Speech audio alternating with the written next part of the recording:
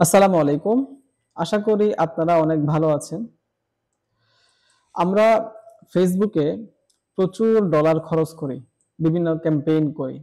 যারা আমরা ফেসবুক ভিত্তিক ব্যবসা পরিচালনা করি, ফেসবুককে প্রচুর পরিমাণে আমরা ডলার দিতে কার্পণ্যবোধ করি না। কারণ আমরা ধারণা করে নিই যে ফেসবুককে টাকা দিলে সেটা রিটার্ন পাওয়া যাবে। কিন্তু যে এক্সপেকটেশনটা নিয়ে আমরা ফেসবুককে ডলার দিই, বুস্টিং করি, সে ধরনের এক্সপেকটেশনটা আমরা পাই না। আমাদের যে ROI, রিটার্ন অন ইনভেস্টমেন্ট, আমি কত টাকা স্পেন্ড করলাম তার বিনিময়ে কতটুকু সেল পেয়েছি, এই ক্যালকুলেশনে অনেক সময় আমাদের এক্সপেকটেশন লেভেলটা ফুলফিল হয় না। এর একটা কারণ রয়েছে।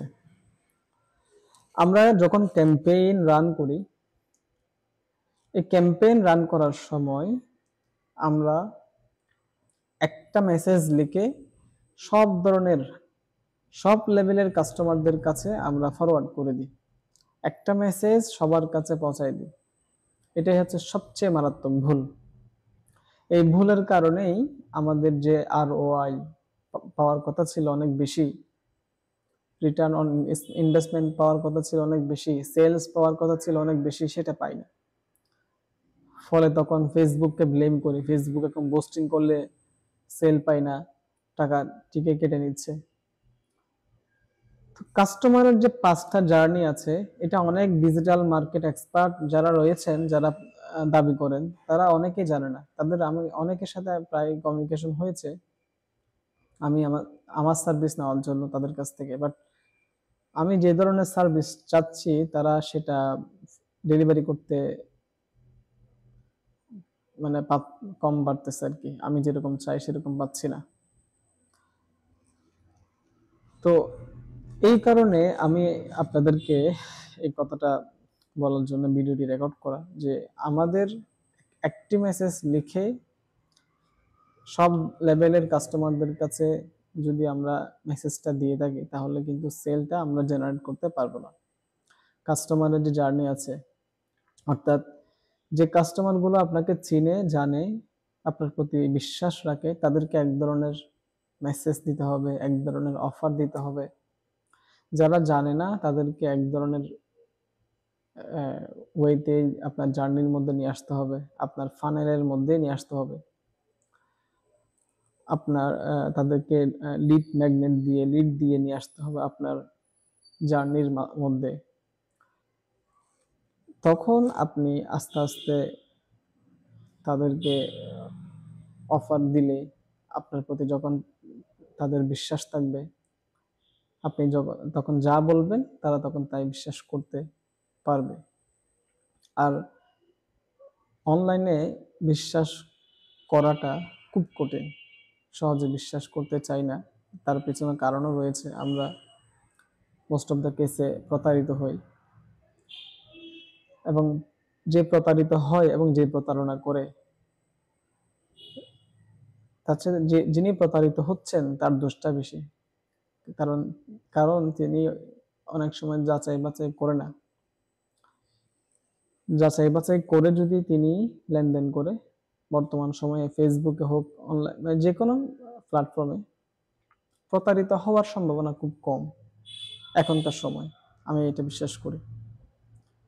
আপনি যদি গত 6 মাসের ব্যাকগ্রাউন্ড অ্যানালাইসিস করেন, যার সাথে ট্রানজাকশন করবেন, তাহলে আপনি তাদের কথাবার্তা, তাদের ট্রানজাকশন, তাদের সবকিছুই আপনি বুঝতে পারবেন এই কি রিয়েল নাকি ফ্রড। যাই হোক, যেটা বলছিলাম, যে কাস্টমারের জার্নি বুঝে, কাস্টমারের সিচুয়েশন বুঝে, লেভেল বুঝে আপনাকে ভিন্ন ভিন্ন স্টেজে ভিন্ন ভিন্ন মেসেজ দিতে হবে। এখানে 5টা স্টেজ রয়েছে কাস্টমারের আনএভার, যারা আপনার ব্র্যান্ড সম্পর্কে, আপনার প্রোডাক্ট সম্পর্কে একেবারেই অবগত না। তাদেরকে একটা মেসেজ দিয়ে অবগত করলেন। অবগত করার পরে তাদের যে সমস্যা আছে, ওই সমস্যার মধ্যে আপনি আরো কিছু সমস্যা দেখাবেন, অর্থাৎ কাটা গায়ে নুনের ছিটকা যেটা বলি আমরা। ওর তো সমস্যা আছেই, আপনি আরো কিছু সমস্যা অ্যাড করে দিবেন,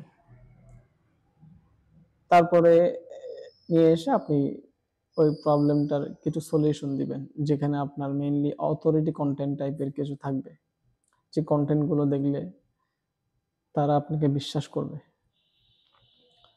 এরপরে আসছে আপনার ব্র্যান্ডের যে প্রোডাক্ট, যে সার্ভিস, ওই সার্ভিস দিয়ে, ওই প্রোডাক্ট দিয়ে তার রিয়েল যে প্রবলেমটা আছে সেটাকে সলভ করা।